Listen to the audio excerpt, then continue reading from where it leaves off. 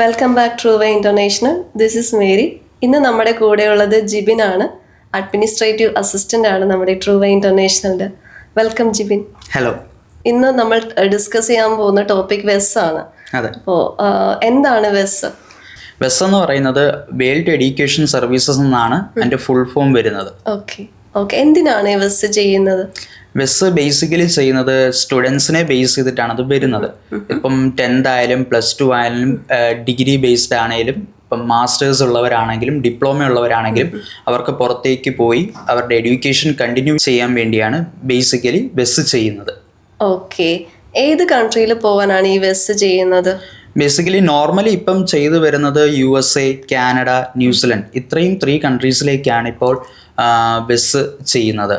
അപ്പം നമ്മൾ വെസ്സിന്റെ സൈറ്റ് എടുത്ത് നോക്കിയാൽ തന്നെ നമുക്കത് വിസിബിൾ ആണത്.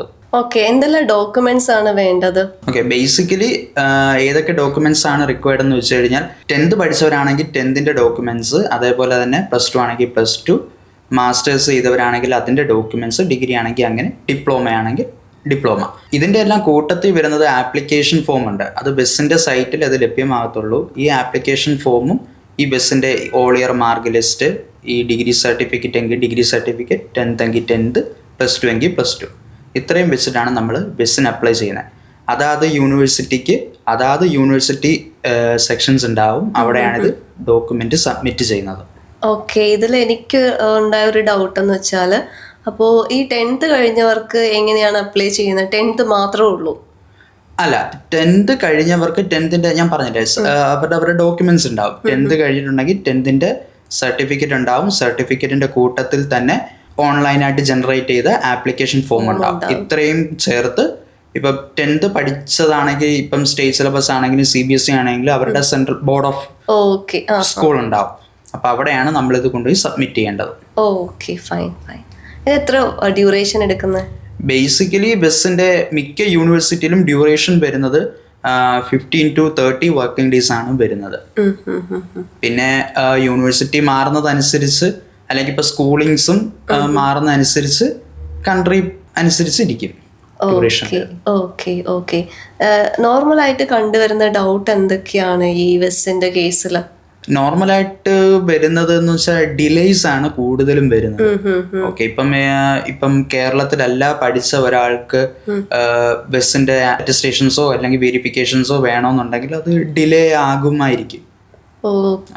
അതാത് റീജിയൻ അനുസരിച്ച് ഡിലേ വരുന്നുണ്ട്. അതാണ് ഇപ്പൊ നമുക്ക് ഏറ്റവും ബുദ്ധിമുട്ടല്ലേ, ഏറ്റവും കണ്ടുവരുന്ന ഒരു ഇഷ്യൂസ് അതാണല്ലേ, അത് ഡിലേ വരുന്ന കേസ്. Okay, fine. ഈ 10th ക്വാളിഫിക്കേഷൻ മാത്രമുള്ളവർക്ക് വെസ് ചെയ്യാൻ പറ്റുമോ? 10th ക്വാളിഫിക്കേഷൻ ഉള്ളവർക്ക് വെസ് ചെയ്യാൻ പറ്റും. അപ്പം അതിന് വേണ്ടുന്ന ഡോക്യുമെന്റ്സ് എന്ന് പറയുന്നത് അവരുടെ 10th സർട്ടിഫിക്കറ്റ്സും അതേപോലെ തന്നെ നേരത്തെ പറഞ്ഞ പോലെ ഓൺലൈനായിട്ട് ജനറേറ്റ് ചെയ്ത വെസ്സിന്റെ ആപ്ലിക്കേഷൻ ഫോം, ഇത് രണ്ടും കൂടെ ചേർത്ത് ഇപ്പം 10th സ്റ്റേറ്റ് പഠിച്ചവരുണ്ടാകും, CBSE പഠിച്ചവരുണ്ടാകും, അതായത് ബോർഡ് ഓഫ് ഡയറക്ടേഴ്സിന്റെ ഓഫീസിൽ അപ്ലൈ ചെയ്യുമ്പോഴാണ് ലഭിക്കുന്നത്. Okay, fine. അപ്പം നമുക്ക് കൂടുതലും ഏത് യൂണിവേഴ്സിറ്റിയുടെ വെസ് ആണ് വരുന്നത് എൻക്വയറി? നമുക്ക് ബേസിക്കലി കൂടുതൽ വരുന്നതും കേരള യൂണിവേഴ്സിറ്റി ആയിരിക്കും. കേരള യൂണിവേഴ്സിറ്റി. ഓക്കെ. അതിന്റെ പ്രോസസ്സ് ഒന്ന് പറയാമോ?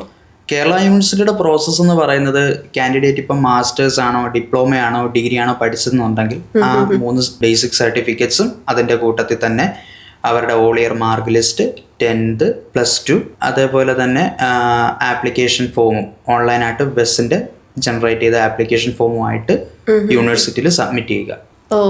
ഓക്കെ. അതും അപ്പോ 30 days എടുക്കും അല്ലേ? അതെ. ബേസിക്കലി വർക്കിംഗ് ഡ്യൂറേഷൻ എന്ന് പറയുന്നത് 15 to 13 വർക്കിംഗ് ഡേയ്സ് ആയിരിക്കും. Okay, fine. വെസ്സിന്റെ ഓൺലൈൻ ഫോം ജനറേറ്റ് ചെയ്യുമ്പോഴേക്കും എന്തെല്ലാം കാര്യങ്ങളാണ് ശ്രദ്ധിക്കേണ്ടത്?